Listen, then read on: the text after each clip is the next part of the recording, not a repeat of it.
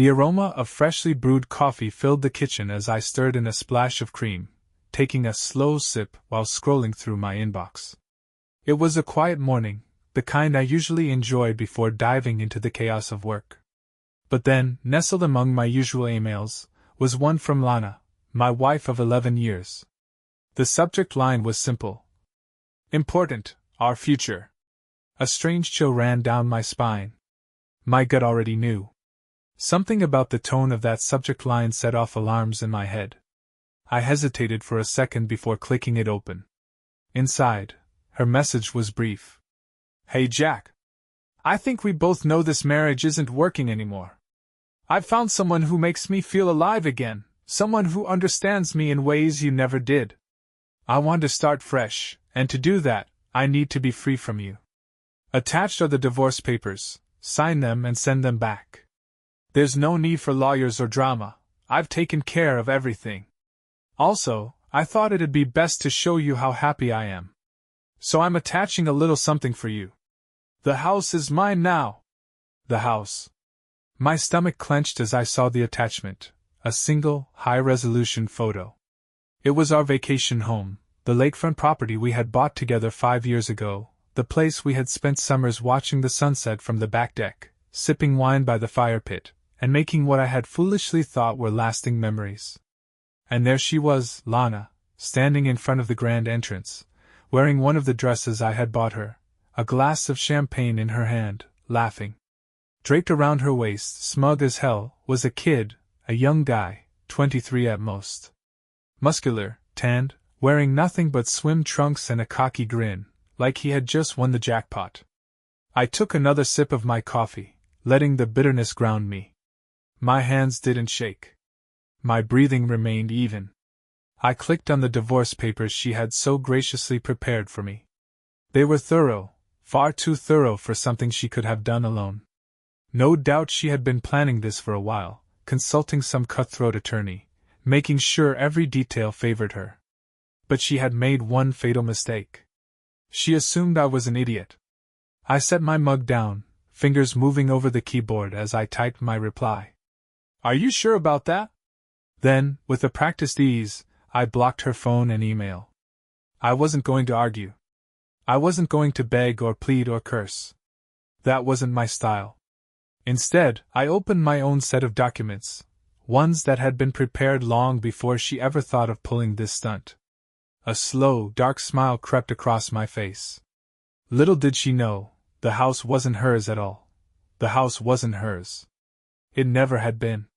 Lana thought she had played this game brilliantly, carefully orchestrating her exit, ensuring she'd land on her feet with her younger boy toy in our vacation home, smugly assuming I'd just sign away everything and disappear. But there was one very important detail she had overlooked. I never put the house in her name. When we first bought it, I had suggested putting both of our names on the deed. I remember that conversation vividly. We had been sitting on the back porch of our main home, sipping wine. Lana, back then, was still pretending to be the perfect wife.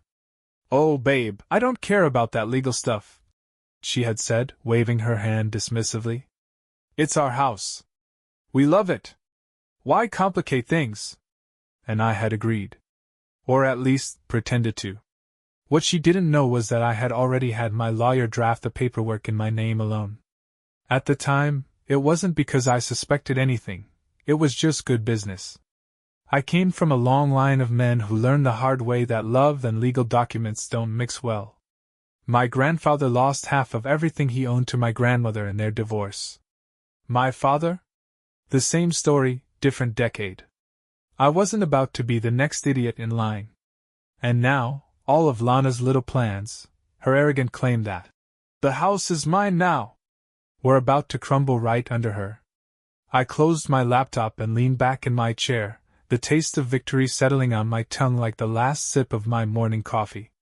Now, it was time for the real fun to begin. I grabbed my phone and dialed Rick Carlson, the property manager for the lake house. Rick was an old friend, someone I had known since college, and more importantly, someone loyal to me. Jack, what's up? Rick answered. Hey, buddy, I said, keeping my tone casual. I need you to shut off the utilities at the lake house. Everything. Water, electricity, internet, gas, pull the whole plug. There was a brief silence on the other end. Everything? You sure? Rick asked. Everything, I confirmed. And I need it done today. Rick let out a low whistle. All right, I'll get it done within the hour. You, want to tell me what's going on? I smiled. Let's just say my wife is in for a surprise. Rick chuckled.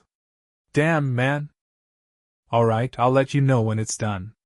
Next, I made a quick call to Dylan's Locksmith Services, a company I had used in the past. Dylan here, came the gruff voice of the owner. Dylan, it's Jack. I need a full lock change on my lake house. Front door, back door, garage, every single entry point. No problem. When do you need it? ASAP. Today, if possible. Dylan was silent for a second, then gave a low chuckle. You kicking someone out? Something like that, I said smoothly. Got it. I'll send my guys over this afternoon. You want new codes for the security system, too? Absolutely.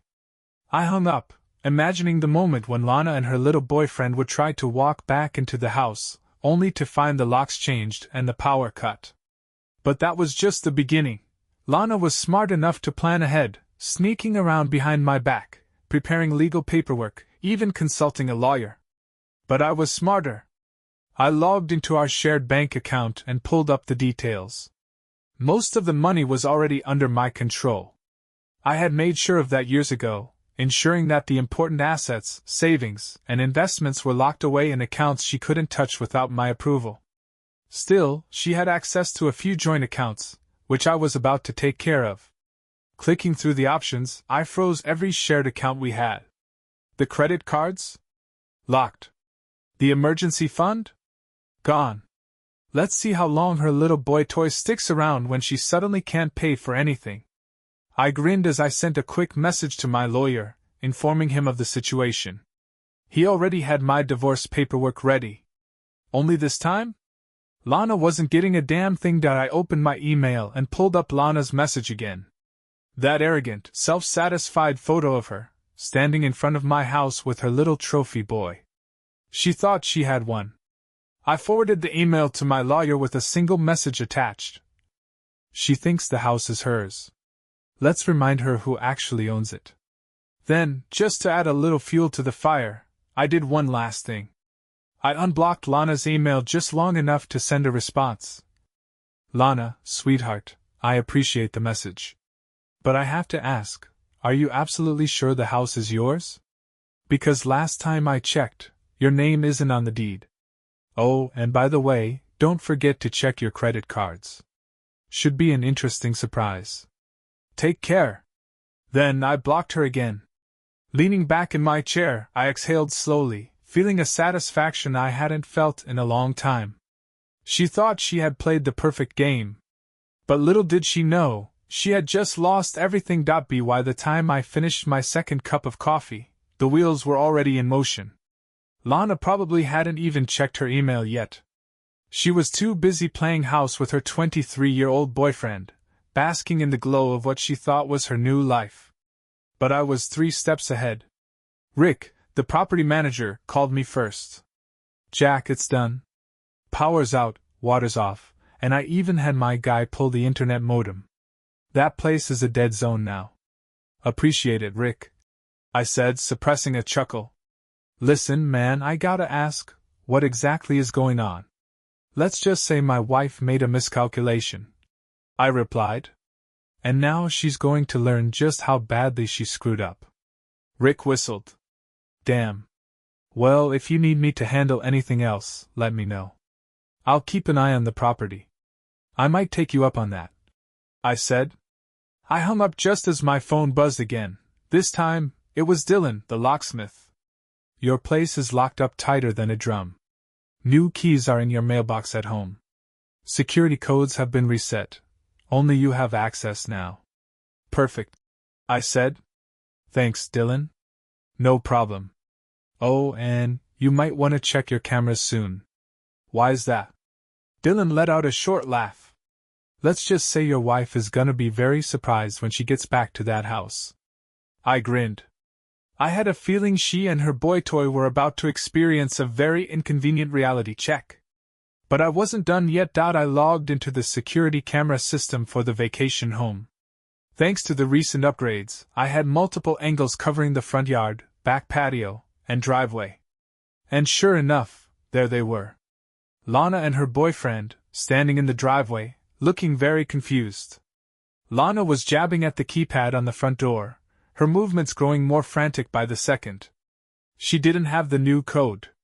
The boyfriend, who I now recognized as some gym rat she must have picked up, was pacing behind her, shirtless, looking irritated. I turned up the audio feed. I don't get it, Lana was saying, her voice sharp with frustration. I put the code in right. Why won't it open? Maybe it changed? The boyfriend offered. No, that's not. Lana suddenly froze, and I saw her reach for her phone. She had probably just read my email. I watched as she furiously typed something, her face twisting in anger.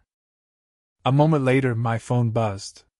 Lana had somehow gotten through to me with another email, probably from a secondary account. I opened it. Jack, what the hell did you do? I can't get into the house. You changed the locks? The utilities are off. There's no water. No internet. You can't do this to me. I have rights. I have a lawyer. Fix this now. I smirked. She was panicking. But I wasn't about to let her off the hook. I typed back a short, calm response. Lana, you must be mistaken. The house isn't yours, remember? You seemed so confident about that when you emailed me. Maybe ask your lawyer about rights before making bold claims. Best of luck, Jack. Then, just for good measure, I blocked her again. I switched back to the security feed. Lana was screaming now, waving her phone around. Her boyfriend was standing with his arms crossed, looking incredibly annoyed.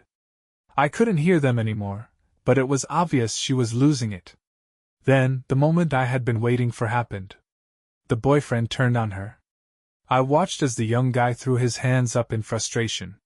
He pointed toward the house, then at Lana, then at her phone, as if demanding answers. I grinned. He had no idea what he had signed up for. Probably thought he was getting a rich, older woman who would bankroll his luxury lifestyle. But now, no house. No power. No money. I zoomed in on Lana's face. She looked desperate. Cornered. Exactly how I wanted her to feel. I leaned back in my chair, watching as Lana stomped toward her car. The boyfriend hesitated for a second, then turned and walked in the opposite direction. He was leaving her there. I let out a low chuckle. That didn't take long. While she was busy begging her boy toy not to abandon her, I had one final task for the day. I dialed my lawyer. Hey John, I said smoothly. Let's move forward with filing the divorce. Already? John asked, a bit surprised. Yeah. She handed me everything I need. She sent proof of her affair in an email, and she's trespassing on my property. I want her out of my life as soon as possible. John chuckled. Damn. That bad, huh? Oh, it's worse. But let's focus on getting me legally free first. Understood. I'll file the papers today. I hung up and turned back to the security feed. Lana was standing alone in the driveway now, her arms crossed, staring at the locked house like she could somehow will it open. She had lost the house. She had lost her boy toy. And soon she would lose everything else, too. Lana was officially trapped. No house. No electricity. No water. And now? No boyfriend. I took another sip of coffee as I watched her through the security feed, pacing in front of the locked door, completely alone. Her arms flailed as she screamed into her phone, probably leaving me a voicemail, or yelling at her lawyer. Not that it mattered. I had blocked her from every possible point of contact. She had played the game, but she had badly miscalculated the rules. And I wasn't finished yet. I picked up my phone and dialed Rick, my property manager. Hey, Jack. What's up? Hey, do me a favor. Call the local police department and report a trespasser at the lake house. Rick chuckled. You serious? Completely. Tell them there's a woman on my property refusing to leave. And let them know that I, the legal owner, have no idea how she got in. Rick let out a low whistle. Cold, man. All right, consider it done. I hung up and switched back to the security feed. Lana was sitting on the front steps now, head in her hands. Her boyfriend had left her there 10 minutes ago, peeling off in his car without even glancing back. She had called someone, probably a friend, but nobody was answering. And now, she was out of options. A black and white police cruiser pulled up to the driveway. I leaned in closer, smirking as 2 uniformed officers stepped out, walking toward my disgraced soon-to-be ex-wife. One of them spoke, gesturing toward the house. Lana stood up quickly, her arms flailing again. I couldn't hear her, but I could tell exactly what she was saying. No, no! This is my house. My husband is an asshole. He locked me out. The officer shook his head. He pulled out a clipboard, probably holding a copy of the property records. I had made sure they had all the proof they needed. Lana froze. I watched the realization dawn on her face as she read the document. I could almost hear her heart sinking. She turned bright red, her hands clenching into fists as she shouted again. But the officers remained firm. A minute later, one of them gestured toward her car. And just like that, she was kicked off my property. She had lost. And now, she was being escorted off the premises like a trespasser. I grinned. Before I could even celebrate, my lawyer John called me. Well, Jack, he said, you're officially divorced. Wait, what? Already? Oh, yeah? Your wife basically handed us everything. We filed using the evidence she sent you, proof of infidelity, property fraud, and financial misconduct. The judge ruled in your favor instantly. She gets nothing. I let out a long, satisfied exhale. Lana had tried to take everything from me. Instead, she was leaving with nothing. Not the house. Not the money. Not even a damn place to stay. Little did she know, this was just the beginning of her downfall. Lana was homeless. No mansion. No money. No boyfriend. And soon, no reputation. I refreshed the security feed, watching as she sat in her car, gripping the steering wheel, her eyes wild and desperate. The police officers had made it clear, she was trespassing on my property. And since she was no longer my wife, officially divorced, thanks to her own stupidity, she had no legal right to step foot on that land again. And just to add a little salt to the wound, I had called the homeowners association, informing them of the situation. Lana would never set foot in that gated community again. Her reign of arrogance was officially over. Not even 15 minutes passed before my phone buzzed with a call from an unknown number. I didn't even have to guess who it was. I let it go to voicemail. A minute later, another call. Then another. And then, the first voicemail came through. I smirked as I hit play. Jack, please. You've made your point. I get it. But this is ridiculous. I have nowhere to go. I need you to call me back so we can work something out. Work something out? Oh, sweetheart, you worked something out when you emailed me divorce papers from my house. Next voicemail.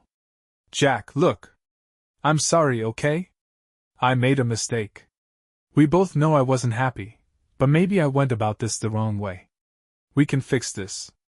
I know you still love me. I laughed. Love her? I didn't even like her anymore. Next. You son of a b*******. How dare you do this to me? I gave you 11 years of my life. You don't get to just throw me away like this. You can't just lock me out and steal everything. I'll get a lawyer, Jack. I swear to God I'll fight this. Asterisk. I chuckled. She already had a lawyer. And they had already lost. I hit delete. Then, one more voicemail came through. Her voice was shaky this time. Jack, I don't know what to do. I don't have anywhere to go. I didn't think it would be like this. For the first time since she tried to destroy my life, Lana sounded genuinely afraid. And you know what? I didn't care. She hadn't cared about me when she sent that smug email. She hadn't cared when she paraded her boy toy around my property. She hadn't cared when she tried to steal everything from me. And now? She was learning the true cost of betrayal. I was done listening to her nonsense. But there was one final piece to take care of. I picked up my phone and made a very specific call. Hey, Nate. You still run the real estate section of the town paper? Yeah, why? I have an interesting story for you. A former socialite who just got evicted from a home she claimed was hers, but actually belonged to her ex-husband. Thought you might want to publish it. There was a pause, then a slow chuckle. Damn, Jack. That's cold. Send me the details. And just like that? By next week, Lana's story would be in print. I walked over to my home office, pulled open a drawer, and took out a bottle of whiskey I had been saving. I poured myself a glass, leaned back in my chair, and took a slow sip. Lana thought she had won. She thought she could humiliate me. She thought she could take everything. But in the end? She was the one left alone, broke, and completely ruined. And me? I was free. Little did she know, this was only the beginning of my new life. Lana had always thought she was untouchable. For years she thrived on being the center of attention, the charming, elegant socialite who hosted lavish dinner parties and rubbed elbows with the local elite. She carefully curated her image, making sure everyone saw her as sophisticated, graceful, wealthy. Now, she was just another washed-up woman with nowhere to go. And soon, everyone would know it. 3 days later, the real estate section of the town paper ran a story titled, From Luxury to Rock Bottom, The Stunning Fall of a Former Socialite. It detailed everything. Lana's failed attempt to claim a home that wasn't hers. How she had been evicted after her ex-husband legally outmaneuvered her. The fact that she was now homeless and seemingly abandoned by her close friends and social circles. And my personal favorite detail? The article never even mentioned my name. It only referred to me as her ex-husband. Because Lana had wanted status so badly, and now, she didn't even get to claim me in her failure. She was just another woman who played a stupid game and lost everything. I knew the article had gone viral in our town the second my phone started blowing up. Old friends. Colleagues. Even my mom. Jack, did you see the paper? Wow, Lana really screwed herself over, huh?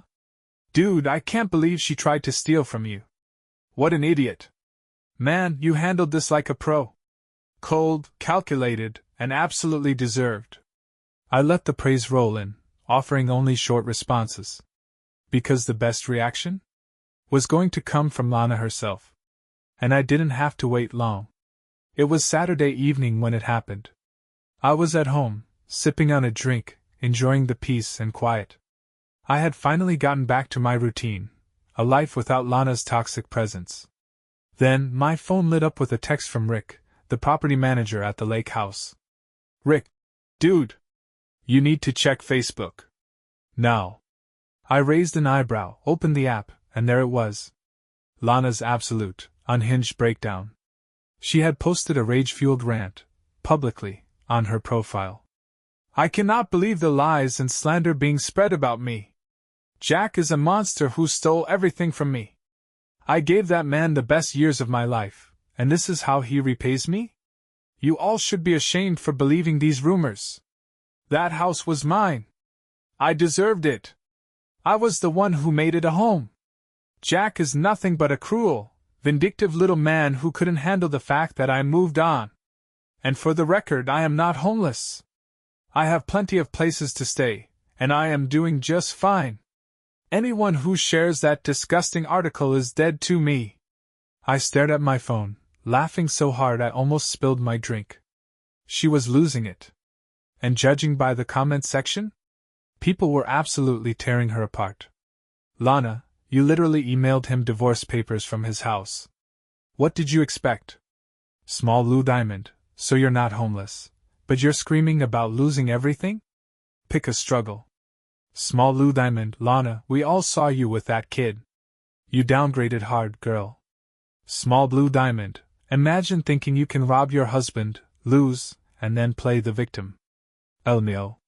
Small blue diamond, Jack, if you're reading this, bro, well played. It was glorious. She had spent years crafting this fake, perfect life. And now? Everyone saw the real her. Desperate. Angry. Pathetic. The next morning, I got a text from an unexpected number. One of Lana's so-called friends. Her name was Victoria, a woman I never really liked, but someone who had been part of Lana's inner circle for years. Victoria. Hey Jack. Just thought you'd want to know, Lana's burning every bridge she has left. She showed up at Chloe's house last night demanding a place to stay, and when Chloe said no, Lana lost her mind. Victoria. She's been calling everyone, begging for help. No one's answering her. Victoria. Also, her little boy toy. He ghosted her. Blocked her number. LOL. I smirked.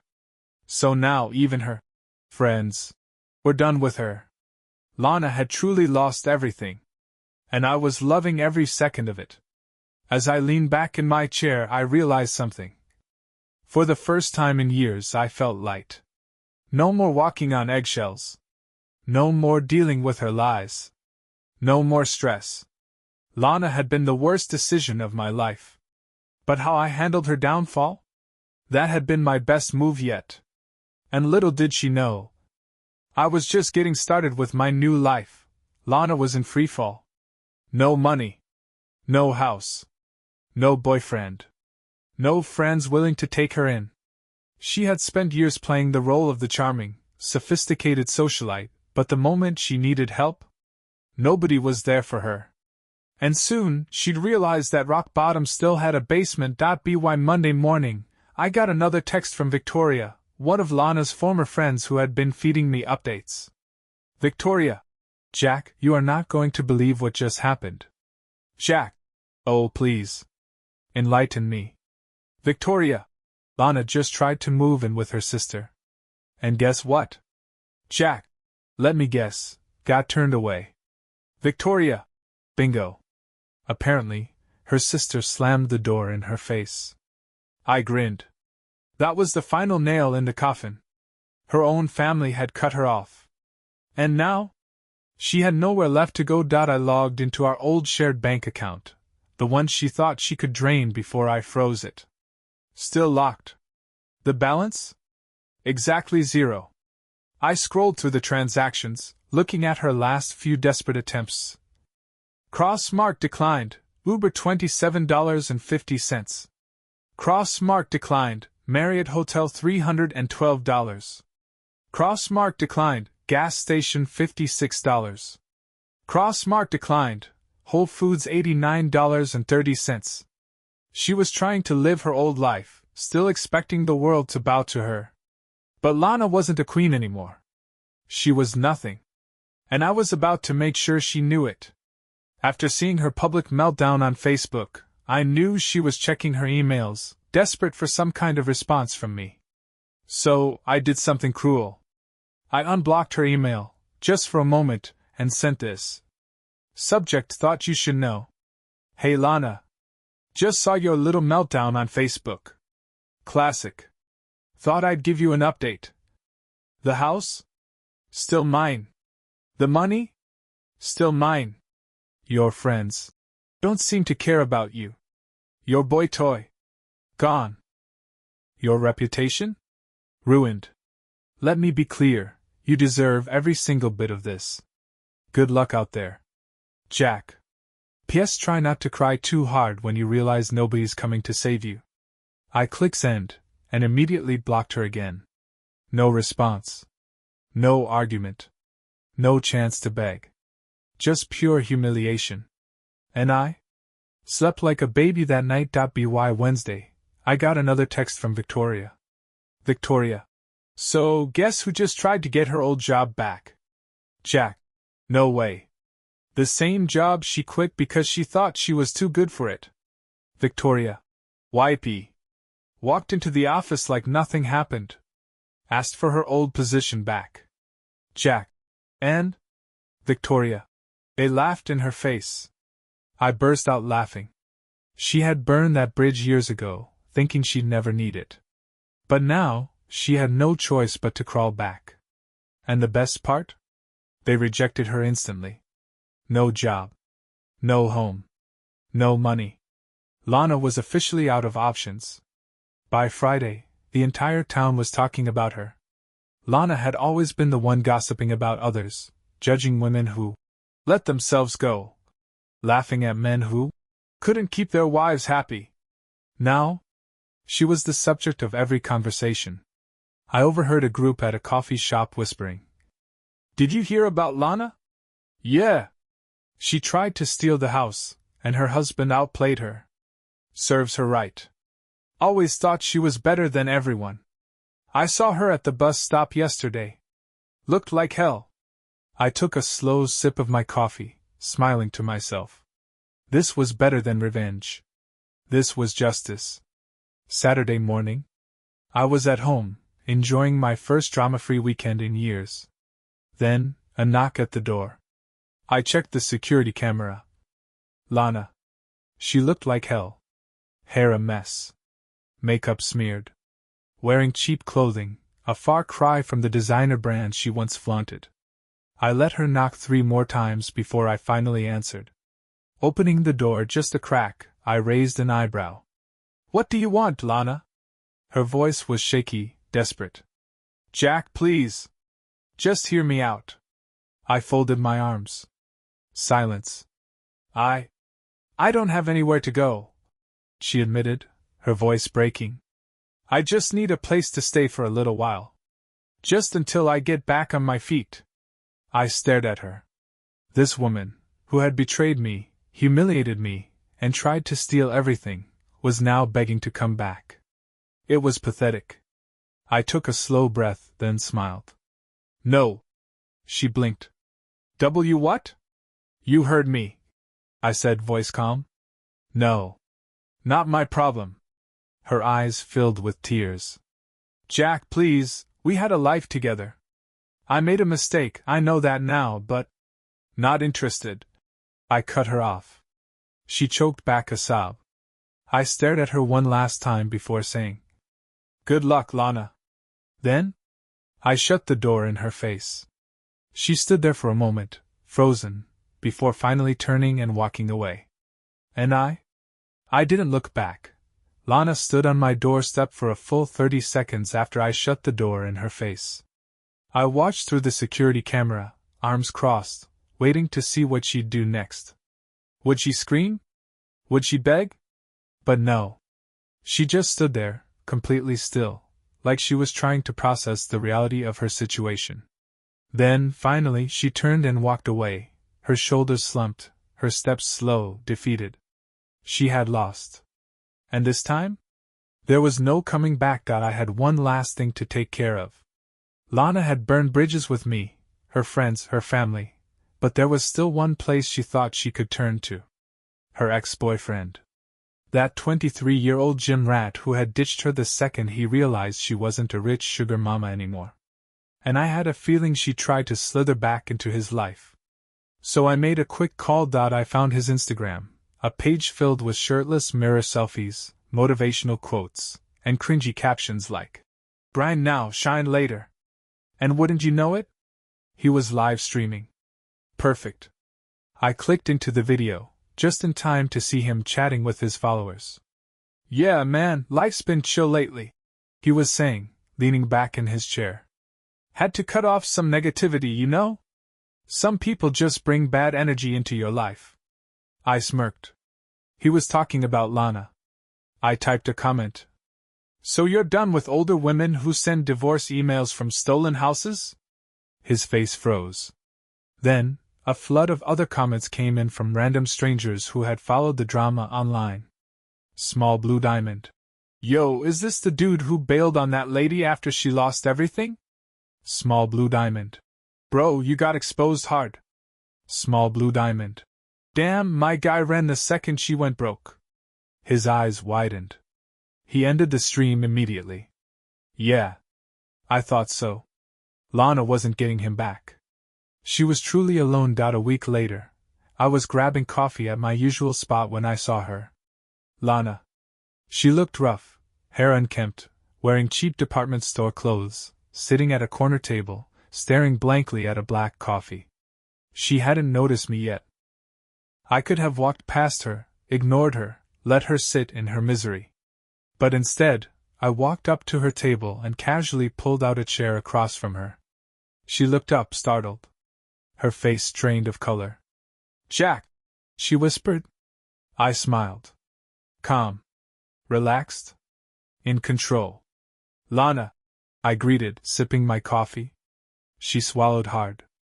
I didn't expect to see you here. Yeah, well, I still have my routines. My life. My money. I leaned in slightly. You, on the other hand, well, I assume this isn't Starbucks because you're trying to be humble. She flinched. Good. What do you want, Jack? She finally asked, voice small. I studied her for a moment. The woman who had once thought she was better than me, who had laughed as she emailed me divorce papers from my house, now sat across from me, broken, desperate, and powerless. Nothing, I finally said. Just wanted to see what rock bottom looks like up close. Her lip trembled. You got what you wanted, Lana. Freedom. A new life. So tell me, was it worth it? She didn't answer. Because we both knew the truth. She had thrown away everything. For what? Some temporary thrill? Some young idiot who never gave a damn about her? Now, she had nothing. I stood up, tossed a few bills onto the table. Buy yourself another coffee. Might be your last luxury for a while. And then? I walked away. As I stepped out into the sunlight, I took a deep breath. For the first time in years, I felt completely free. No more lies. No more betrayal. No more Lana. She was just a chapter in my past. And as for my future? That was mine to write. Lana was officially a relic of my past. She had nothing left, no home, no money, no status, no friends willing to clean up her mess. And now she knew it. But me? I was thriving. No more stress. No more walking on eggshells around a woman who had spent years making me feel like I was never enough. No more looking over my shoulder, wondering if the person I loved was secretly planning to stab me in the back. For the first time in a long time, I was focused on me. And I was just getting started. I made a decision. It was time to make some changes. First, I sold the vacation house. Sure, I could have kept it out of spite. But why? Lana's taint was all over that place. Every room was a reminder of what she had done. The last thing I needed was a monument to my past mistakes. So I listed it. And within a week it sold. For way more than we originally bought it for. That's right. I made a profit off the house she tried to steal. The cherry on top? The new owners were a happily married couple. A real one. The kind of couple Lana and I pretended to be. If she ever drove by that house again, all she'd see was what she threw away. And that thought? Made me sleep even better at night. I wasn't just moving on, I was leveling up. I bought myself a new house, closer to the city, with a view that Lana could only dream of. Bigger, better, and 100% mine. New furniture. New car. New life. I started working out again. Not out of revenge. Not to make Lana jealous. For me. I had spent years drained by a toxic marriage, carrying the weight of someone else's baggage. Now, I was rebuilding myself. Every morning I ran 5 miles. Every night I slept like a baby. Because when you cut dead weight from your life, everything gets lighter. I didn't plan on dating again anytime soon. But life has a way of surprising you. It started casually. A work event, a conversation, a drink. Her name was Emily. She wasn't like Lana. She didn't fake perfection or play mind games. She was real, sharp, funny, confident. She worked in finance, had her own career, her own ambitions. And most importantly, she wasn't looking for someone to take care of her. She had her own life, and she liked the fact that I had mine. One drink turned into two. Two turned into dinner. Dinner turned into something I hadn't felt in a long time, genuine happiness. Lana used to act like she was the best I'd ever have. That she was irreplaceable. But the truth? I had upgraded in every possible way. Just when I thought I had finally heard the last of her, Lana tried to crawl back into my life. She must have found out about Emily, probably through mutual connections, or maybe just from stalking my social media. Because one night, out of nowhere, I got an email. Subject: let's talk. Jack, I've been doing a lot of thinking. I know I messed up. I know I hurt you. But I've changed.